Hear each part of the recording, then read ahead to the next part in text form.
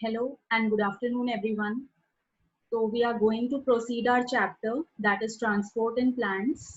कल की क्लास तक हमने एसेंट ऑफ सैप के बारे में बात कर ली थी और एसेंट ऑफ सैप में हमने ये सीखा था कि जब वाटर का कंडक्शन होता है with the help of xylem tissue तो उसकी अपवर्ड मूवमेंट मतलब कि जो अगेंस्ट द ग्रेविटी होती है वो कैसे प्रोसीड ऑन करती है. That was all we learned about. आज की क्लास में हम जो सीखने वाले हैं that will be basically about transpiration. क्योंकि जब आपने एसेंट ऑफ सैप सीखा तो वहां आपने देखा था कि जो मोस्ट एक्सेप्टेड थ्योरी है एसेंट ऑफ सैप को जो एक्सप्लेन करती है clearly that is transpiration pull theory. तो यहाँ पे हम ये देखने वाले हैं कि what is this process of transpiration जिससे कि ट्रांसपिरेशन पुल जनरेट होता है. That we are going to have a look at. इसके अलावा हम देखेंगे कि ट्रांसपिरेशन कितने तरह का हो सकता है किसी भी प्लांट के अंदर और वो कौन से फैक्टर्स होते हैं जो कि रेट ऑफ ट्रांसपिरेशन को इन्फ्लुएंस करते हैं. आफ्टर दैट हम ट्रांसपिरेशन के प्रोसेस की कुछ इम्पोर्टेंस देखेंगे कि प्लांट के अंदर उसका क्या सिग्निफिकेंस है, क्यों वो होता है, and then we are going to have a look at structure of stomata along with the types. इतने टॉपिक्स होंगे जो आज की क्लास में हम कवर करने वाले हैं. तो let us start with the process of transpiration. Transpiration की प्रोसेस का जो डेफिनेशन है वो ये होता है it is basically the process by which excess water gets lost. ठीक है, यहाँ पे एक्सेस वाटर का लॉस होता है from aerial parts of the plant और यू कैन से कि लीव्स पर्टिकुलरली. ठीक है, ज्यादातर ये किसके थ्रू होता है, ज्यादातर पत्तियों के थ्रू होता है. प्लांट की जो लीव्स होती हैं उनके थ्रू ये होता है. और होता क्या है, एक्सेस वाटर मॉलिक्यूल्स जो कि प्लांट की बॉडी में होते हैं उनका लॉस होता है in the form of vapours. ठीक है, बाद में वो वेपराइज होके वो जो पानी के मॉलिक्यूल्स हैं वो एटमॉस्फेयर में चले जाते हैं. तो that is basically what is known as the process of transpiration. यहाँ अगर आप देखेंगे तो पानी को जितना प्लांट को जितना भी वाटर आप देते हैं उसमें से कुछ ही कम क्वांटिटी में वो एब्जॉर्ब कर पाता है. That is about 1 to 2%. अगर मैक्सिमम क्वांटिटी जो पानी की आप देखेंगे तो वो कहाँ चली जाती है, वो जो है वो ट्रांसपिरेशन के थ्रू एटमॉस्फेयर में रिवर्ट कर दी जाती है या वहाँ रिलीज कर दी जाती है. ऑलराइट. तो जो मिनिमम ट्रांसपिरेशन यहाँ अगर आप देखेंगे तो वो सक्यूलेंट प्लांट्स में होता है जो कि जीरोफाइट्स होते हैं. Now let me tell you the reason कि जो जीरोफाइट्स होते हैं आपको भी पता है बहुत अच्छे से कि वो डेजर्ट प्लांट्स हैं. तो जितने भी डेजर्ट प्लांट्स होते हैं, जितने भी जीरोफाइट्स होते हैं, these plants can not afford loss of water क्योंकि ऑलरेडी उनके पास पानी के जो मॉलिक्यूल्स होते हैं उनकी काफी ज्यादा कमी होती है. तो दैट इज वाई वहां पर ट्रांसपिरेशन मिनिमम होता है. और अगर आप ट्रांसपिरेशन एब्सेंट देखेंगे तो वो सबमर्ज्ड हाइड्रोफाइट्स में होता है. ठीक है, हाइड्रोफाइट्स का मतलब है ऐसे प्लांट जो कि पानी में तैरते रहते हैं, पानी में उनका हैबिटेट होता है, उनके अंदर ट्रांसपिरेशन जो है वो बिल्कुल भी नहीं होती. अगर मैक्सिमम ट्रांसपिरेशन की बात की जाए तो वो मीजोफाइट्स में होती है. अब जो मीजोफाइट्स होते हैं these you all know again, these are land plants मतलब कि धरती पे ड्वेल करते हैं. इसके अलावा इन्हें पानी की जो रिक्वायरमेंट होती है that is only a moderate amount of water is required. Clear. तो यहाँ पर मैक्सिमम ट्रांसपिरेशन पाया जाएगा. मिनिमम होगा सक्यूलेंट जीरोफाइट्स में because they are desert plants, they can not afford loss of water. And absence होगा हाइड्रोफाइट्स के अंदर. क्लियर. आफ्टर दैट अगर हम टाइप्स देखते हैं ट्रांसपिरेशन के कि ट्रांसपिरेशन कौन कौन से तरह का होता है, तो that will completely depend on कि ट्रांसपिरेशन कौन से पार्ट से हो रहा है.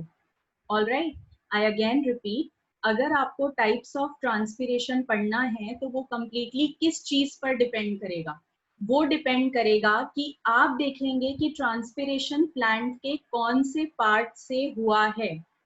मैक्सिमम ट्रांसपिरेशन जो होता है that is done with the help of stomata. ठीक है, और वो जो है उसको हम स्टोमेटल ट्रांसपिरेशन कहते हैं. तो जब आप स्टोमेटल ट्रांसपिरेशन देखेंगे तो that is done with the help of stomatal cells या स्टोमेटल ओपनिंग. और यहाँ पे ये प्रेजेंट होती हैं लीव्स के ऊपर. क्लियर? या एरियल डेलिकेट पार्ट्स में स्टोमेटा जो प्रेजेंट होता है, अगर ट्रांसपिरेशन उसके थ्रू हुआ, then the type of transpiration will be stomatal transpiration. All right. 80 से 90% जो ट्रांसपिरेशन है, या फिर you can say maximum transpiration takes place with the help of this method, that is stomatal transpiration. बाकी के जो मेथड्स हैं उसमें इतना ज्यादा ट्रांसपिरेशन आप नहीं देखेंगे. क्लियर? अगर आप स्टोमेटल ट्रांसपिरेशन की बात करें कि वो कहाँ पर एब्सेंट होता है या कहाँ पर प्रेजेंट होता है, तो एक्चुअली 80 to 90% जो प्लांट्स होते हैं वहां पे तो प्रेजेंट होता ही होता है, बट अगर आप इसका एब्सेंस देखेंगे तो वो आपको एल्गी में दिखाई देगा, फंगस में दिखाई देगा, और जो सबमर्ज्ड एक्वेटिक प्लांट्स होते हैं वहां पर आपको इनका एब्सेंस दिखाई देगा. Clear? The next type of transpiration is cuticular transpiration. Now you might have heard about the word cuticle. Cuticle के बारे में अगर मैं आपको कुछ चीजें बताऊं, तो जो क्यूटिकल होता है, that is what, it is a waxy compound. ठीक है? अगर कोई आपसे ये पूछता है कि क्यूटिकल का मीनिंग आपको यहाँ पर बताना है, तो cuticle is basically a waxy compound that gets deposited over the epidermis. ठीक है? एपिडर्मिस के ऊपर ये हमेशा डिपॉजिट हो जाता है, और इसका फंक्शन क्या होता है? इसका फंक्शन होता है प्रोटेक्शन, या फिर लॉस ऑफ एक्सेस वाटर को जो है उसको वैसे तो स्टॉप करना, बट इन सर्टेन कंडीशंस ये ट्रांसपिरेशन को फेवर करता है. तो अगर क्यूटिकल के थ्रू आप वाटर का लॉस देख रहे हैं, बेसिकली कौन से पौधों में ऐसा होता है? हर्बेशियस स्टेम एंड लीव्स के ऊपर ऐसा आप देखेंगे. तो अगर आप इस तरीके का ट्रांसपिरेशन देख पा रहे हैं कि क्यूटिकल प्रेजेंट है और वो मदद कर रहा है in the process of transpiration, तो उसको हम क्यूटिकुलर ट्रांसपिरेशन कहते हैं. अगर आप टोटल ओवरऑल इसका कंट्रीब्यूशन देखें कि टोटल जो प्रोसेस है ट्रांसपिरेशन का, उसमें इसका कितना पार्ट है, तो that is about 9%. All right. So this all two types you have to remember. अगर आप यहाँ पर नेक्स्ट टाइप देखेंगे या लास्ट टाइप देखेंगे ट्रांसपिरेशन का, तो that is basically what is called as lenticular transpiration. अब लेंटिक्युलर ट्रांसपिरेशन से यहाँ पर मतलब है कि transpiration will be done through lenticels.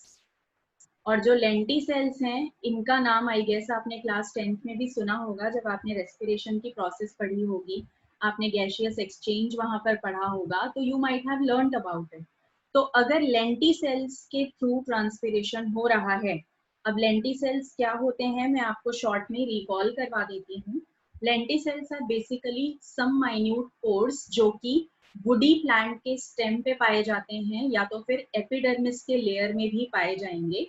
तो ये जो माइन्यूट पोर्स होते हैं, they also act as the site from where excess water molecules can get eliminated. तो ये जो लेंटिसेल्स होते हैं, they will be responsible for performing transpiration as well. और अगर ट्रांसपिरेशन इनकी मदद से हुआ, इस माइन्यूट पोर की मदद से हुआ, तब उसे हम कहते हैं लेंटिकुलर ट्रांसपिरेशन. ठीक है? अब इसका कंट्रीब्यूशन काफी कम है, मतलब अगर आप लेंटिकुलर ट्रांसपिरेशन देखना चाहते हैं तो आपको बहुत ही कम दिखाई देगा ये, that is around 0.1% to 1% of the total water loss. बहुत ही कम मात्रा में यहाँ से वाटर लॉस होता है. क्लियर? इतना अगर अब आप समझ गए हैं, तो दोज वर द 3 टाइप्स. एक इम्पॉर्टेंट चीज आपको यहाँ पर और जाननी है, वो इम्पॉर्टेंट चीज है अबाउट फोलियर ट्रांसपिरेशन. तो फोलियर ट्रांसपिरेशन जो होता है, it is actually total transpiration which is taking place with the help of stomata and with the help of cuticle. मतलब कि आप स्टोमेटल ट्रांसपिरेशन का अमाउंट, वाटर अमाउंट जब ऐड करेंगे along with the water amount lost during cuticular transpiration, तो ये दोनों का जो सम टोटल आपको मिलेगा, that sum total is referred to as foliar transpiration. Clear? उस पूरे सम टोटल को कहा जाता है फोलियर ट्रांसपिरेशन. तो ये वाला वर्ड भी आप अपने दिमाग में रखेंगे. The next part is factors affecting the rate of transpiration. Transpiration के रेट को कौन कौन से फैक्टर्स हैं जो कि इन्फ्लुएंस करते हैं, उसको कम या ज्यादा करते हैं. First of all let me clear it to you कि रेट ऑफ ट्रांसपिरेशन क्या है. Rate again I told you कि it is the speed actually, कि प्रोसेस कितना फास्ट हो रहा है, कितना कम हो रहा है, या तो उसका जो होने का तरीका है वो बढ़ रहा है या घट रहा है. That is basically what denotes the rate. तो रेट ऑफ ट्रांसपिरेशन के ऊपर कौन कौन से फैक्टर्स हैं जो यहाँ पर इन्फ्लुएंस डालते हैं, उनकी बात करेंगे. यहाँ पे जितने भी फैक्टर्स होते हैं, हमने उन फैक्टर्स को first of all 2 broad categories में डिवाइड कर दिया है. सबसे पहले फैक्टर्स वो होंगे जो कि एक्सटर्नल होते हैं या एनवायरमेंटल होते हैं, मतलब कि बाहर होते हैं लेकिन इन्फ्लुएंस करते हैं प्रोसेस ऑफ ट्रांसपिरेशन को. दूसरे कैटेगरी के जो फैक्टर्स होंगे, those will be considered as internal factors, मतलब कि जो प्लांट के एनाटॉमिकल स्ट्रक्चर की वजह से हो सकते हैं, प्लांट के अंदर के सेल्स की वजह से हो सकते हैं, वो कहलाएंगे इंटरनल फैक्टर्स. तो यहाँ हम जितने भी फैक्टर्स देखेंगे, first of all we will have a look at the external या environmental factors, and after that we are going to have a look at internal or anatomical factors. Clear. तो external factor या environmental factor जब आप देखेंगे तो the first important one is atmospheric humidity. बहुत easily अब आप जज कर सकते हैं कि एटमॉस्फेरिक ह्यूमिडिटी का ट्रांसपिरेशन के प्रोसेस पे क्या इफेक्ट होता होगा. ठीक है, आपको भी पता है कि अगर एटमॉस्फेयर में ह्यूमिडिटी काफी ज्यादा है, ऑलरेडी बहुत ज्यादा गीलापन आप महसूस कर रहे हो एटमॉस्फेयर के अंदर, तो ऑब्वियसली क्या होगा कि जो ट्रांसपिरेशन का रेट है वो क्या हो जाएगा, घट जाएगा. अगर आप देख रहे हैं कि एटमॉस्फेरिक ह्यूमिडिटी जो है वो लो है, मतलब कि कंडीशंस जो हैं वो ड्राई हैं, तो in that particular case the rate of transpiration is going to be enhanced. तो इसका ओवरऑल रिजल्ट क्या निकलता है कि अगर आप रेट ऑफ ट्रांसपिरेशन देखेंगे तो that will be inversely proportional to atmospheric humidity. ठीक है, rate of transpiration will found to be inversely proportional to atmospheric humidity. Again I am explaining you the same thing कि यहाँ पे rate of transpiration बढ़ जाएगा अगर atmospheric humidity low है, rate of transpiration घट जाएगा अगर atmospheric humidity high है. Clear? This will be the factor जो कि इस तरीके से influence करेगा. और यही एक factor होता है जिसकी वजह से आप ये ऑब्जर्व करते हैं कि जो रेट ऑफ ट्रांसपिरेशन है that is high during summer. Alright, वो समर के टाइम पे काफी ज्यादा होता है, जबकि रेनी सीजन में अगर आप आ जाएंगे तो आपको भी पता है कि ह्यूमिडिटी बढ़ जाती है, तो वहां पे आपको रेट ऑफ ट्रांसपिरेशन लोअर मिलेगा. That is the first factor. Next factor होता है टेम्परेचर. अगर हम टेम्परेचर की बात करेंगे तो हमें पता चलता है कि अगर आप ट्रांसपिरेशन के लिए Q10 का वैल्यू देखेंगे ना, व्हाट इज Q10, वो फिलहाल आपको नहीं जानना है, वो एक टेम्परेचर का मेजरमेंट होता है. आप केवल इसको अभी याद रखेंगे, लेटर ऑन आप इसको केमिस्ट्री में सीखेंगे. ठीक है, तो जो वैल्यू ऑफ Q10 होता है ट्रांसपिरेशन के लिए दैट इज 2 के अराउंड होता है. इसका मतलब ये है साफ साफ कि अगर आप 10 डिग्री सेल्सियस टेम्परेचर बढ़ाते हैं तो जो रेट ऑफ ट्रांसपिरेशन है that is going to get doubled. Clear? For each and every 10 degree rise in temperature you will observe that the rate of transpiration is getting doubled. ये आपका simple statement है. ठीक है, यहाँ पे अगर आपको ये पहला वाला सेंटेंस समझ में नहीं भी आता है तो इसका जो मीनिंग है वो इसके बाद है.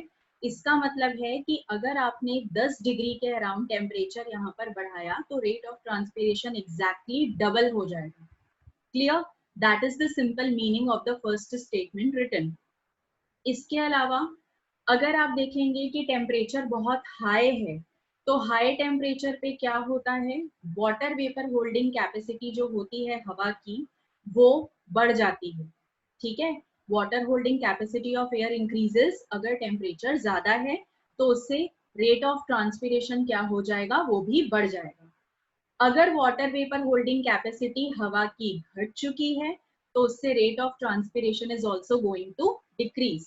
तो अगर आप यहाँ पे ओवरऑल एक रिजल्ट निकालना चाहते हैं तो ओवरऑल रिजल्ट आप सिंपल सा ये निकाल सकते हैं कि जो रेट ऑफ ट्रांसपिरेशन होता है जिसको हम इस तरह से डिनोट करते हैं, this is denoting rate of transpiration. that will found to be directly proportional to temperature. ठीक है, अगर आपने टेम्परेचर बढ़ाया तो rate of transpiration is also going to increase. अगर आपने टेम्परेचर यहाँ पे घटा दिया तो rate of transpiration is also going to decrease. Ultimately आपका जो रिजल्ट है वो ये निकल रहा है. क्लियर? तो this was about temperature. Next factor influencing the rate of transpiration is light. Light जो है उससे भी रेट ऑफ ट्रांसपिरेशन पे फर्क पड़ेगा. अब आप सोचेंगे कैसे? लाइट जो होती है आपको भी पता होगा कि वो अपने साथ हीटिंग इफेक्ट लेकर आती है. क्लियर? अगर अभी आपने ये नहीं सीखा है तो आप ये फिजिक्स और केमिस्ट्री के अंदर भी थोड़ा थोड़ा तादाद में इसके बारे में पढ़ेंगे. तो लाइट जो है ऑलवेज वो अपने साथ क्या लेकर आती है? हीटिंग इफेक्ट लेके आती है. अगर मैं आपको रियलिस्टिक सा एक सिंपल सा एग्जाम्पल दूं तो आपको भी पता है कि जो धूप होती है जिसको आप सनलाइट कहते हैं, तो along with the light you are also feeling the heating effect of sun. वहां से जो गर्माहट आ रही है वो भी आपको फील होती है. तो that is basically what is the result here. तो लाइट जो है वो अपने साथ हीटिंग इफेक्ट लाएगी. ठीक है? और अगर हीटिंग इफेक्ट बढ़ जाती है तो उससे ट्रांसपिरेशन स्टिमुलेट हो जाएगा. आपने अभी अभी टेम्परेचर में ये चीज सीखी थी. अब अगर मैं पर्टिकुलरली लाइट के रिस्पेक्ट में ही फोकस करूं तो एक एक्शन स्पेक्ट्रम होती है जो कि आप एटॉमिक स्ट्रक्चर में सीखेंगे इसके बारे में कि स्पेक्ट्रम लाइट की कैसे बनती है. तो अगर वो स्पेक्ट्रम आप जज करेंगे तो उसके अकॉर्डिंग जो ट्रांसपिरेशन है वो फेवर होता है with the help of blue and red light. या फिर आप बोल सकते हैं कि उसका जो इन्फ्लुएंस पड़ता है जिन लाइट का ट्रांसपिरेशन पे वो रेड और ब्लू लाइट्स होती हैं. तो यहाँ रेट ऑफ ट्रांसपिरेशन जो है वो ब्लू लाइट में काफी ज्यादा होता है with respect to red light. क्योंकि ब्लू लाइट में क्या होगा कि जो स्टोमेटा है that is completely open. Clear? वो अपनी फुल कैपेसिटी पे खुला हुआ होता है. मतलब जो स्टोमेटल पोर है that is completely exposed to the outer environment ताकि वहां से कोई भी चीज एंटर हो सके. तो दैट इज द रीजन कि ब्लू लाइट में स्टोमेटा जो है वो कम्प्लीटली ओपन्ड है और उसकी वजह से rate of transpiration will be higher in blue light with respect to red light. Clear? Next factor will be wind velocity. Wind velocity, you all know what is wind. Wind, moving air is known as wind. तो यहाँ पे जब हवा काफी तेज चलेगी, constant air होगा, तो wind velocity क्या होगा? हाई हो जाएगा. अगर विंड वेलोसिटी हाई है तो रेट ऑफ ट्रांसपिरेशन भी हाई होता है क्योंकि जब हवा चलती है, ठीक है, ध्यान से सुनिए, जब हवा चलेगी स्पीड में, कॉन्स्टेंटली चलेगी, तो उससे क्या होता है कि जो ह्यूमिड एयर होती है, मतलब जो ह्यूमिडिटी होती है एटमॉस्फेयर की, what we call it as saturated air, वो हवा अपने साथ उस ह्यूमिड एयर को उड़ाकर ले जाती है. ठीक है? जो आपका विंड का करंट होगा, along with that wind current, the humid air or the saturated air is going to be carried away. तो अगर वो चली जाती है तो ऑब्वियस सी बात है कि स्टोमेटा के अराउंड जो ह्यूमिडिटी है वो कम हो गई. तो आपको यहाँ वापस जाना पड़ेगा एटमॉस्फेरिक ह्यूमिडिटी वाले फैक्टर पे. याद कीजिए एटमॉस्फेरिक ह्यूमिडिटी में व्हाट आई टोल्ड यू कि अगर कंडीशंस ड्राई हो चुकी हैं, ह्यूमिडिटी कम हो चुकी है, तो rate of transpiration is going to be higher. वही सेम चीज है कि अगर कॉन्स्टेंटली मूविंग विंड ने यहाँ पर ह्यूमिड एयर अपने साथ ले गई तो क्या होगा? rate of transpiration is going to increase. Clear? तो this will be the effect of wind velocity. फिर फैक्टर आता है एटमॉस्फेरिक प्रेशर का. अगर आप एटमॉस्फेरिक प्रेशर देखेंगे तो यहाँ पे जो स्पीड ऑफ एयर है वो इंक्रीज होती है लो एटमॉस्फेरिक प्रेशर पे और डिक्रीज होती है हाई एटमॉस्फेरिक प्रेशर पे. ठीक है? अगर ये जो स्पीड है एयर की वो बढ़ी या घटी तो उससे रेट ऑफ डिफ्यूजन भी बढ़ता या घटता है. और रेट ऑफ डिफ्यूजन जैसे ही बढ़ेगा या घटेगा तो that is ultimately going to influence the rate of transpiration as well. Clear? यहाँ पे आप देखिए कि जो स्पीड है एयर की वो लो एटमॉस्फेरिक प्रेशर पे बढ़ जाती है. प्रेशर लो है मतलब हवा को रोकने वाला और कोई एक्सटर्नल फैक्टर है नहीं, तो वहां पे स्पीड ऑफ एयर ज्यादा होगी. अगर एयर बहुत ही स्पीड से मूव कर रही है, वहां पर जो गैस के पार्टिकल्स हैं वो बहुत ही स्पीड से मूव कर रहे हैं, तो उनका जो डिफ्यूजन है that is also going to increase. And because of increase in diffusion rate of transpiration जो है वो भी क्या हो जाएगा? बढ़ जाएगा. क्लियर। और अगर आपको ये ऑब्जर्व करना है तो ये आपको हायर ऑल्टीट्यूड्स पे ज़्यादा देखने के लिए मिलता है, मतलब कि आप हाई रेंज ऑफ हिल्स के ऊपर जब चले जाएंगे तो वहाँ पे आपको रेट ऑफ ट्रांसपिरेशन हमेशा ज़्यादा मिलेगा। Clear. Next thing is antitranspirants. Antitranspirants वो केमिकल सब्सटेंसेस होते हैं जो कि रेट ऑफ ट्रांसपिरेशन को घटाते हैं, रिड्यूस करते हैं या फिर डिक्रीज करते हैं। कुछ अगर मैं एग्जांपल्स आपको दूं तो यहाँ आपके लिए मैंने एक लिस्ट पुट अप कर दी है that what all those chemicals are. तो यहाँ पर हमारे पास फिनाइल मर्क्यूरिक एसीटेट है which is known as PMA. Aspirin हमारे पास होता है, एब्सिसिक एसिड होता है, और भी काफी सारी चीजें जैसे कि wax, oil, silicon, carbon dioxide even. तो ये सारी जो फैक्टर्स होती हैं या ये जो केमिकल सब्सटेंसेस हैं, all these are collectively known as antitranspirants. Clear. अब ये जो एंटी ट्रांसपेरेंट्स हैं ये रेट ऑफ ट्रांसपिरेशन रिड्यूस कर देते हैं, घटा देते हैं, क्योंकि ये स्टोमेटा को ब्लॉक कर देते हैं। ठीक है। आपके मन में क्वेश्चन होगा कि ट्रांसपिरेशन के रेट को कैसे घटाएंगे। तो ट्रांसपिरेशन के रेट को ऐसे घटाया जाता है कि यहाँ पर ब्लॉक कर दिया जाता है स्टोमेटा को। तो देखिए एग्जाम्पल आपके सामने है कि जो PMA है that is phenyl mercuric acetate, that is responsible for the closure of stomata. और कब तक? For more than 2 weeks. ठीक है।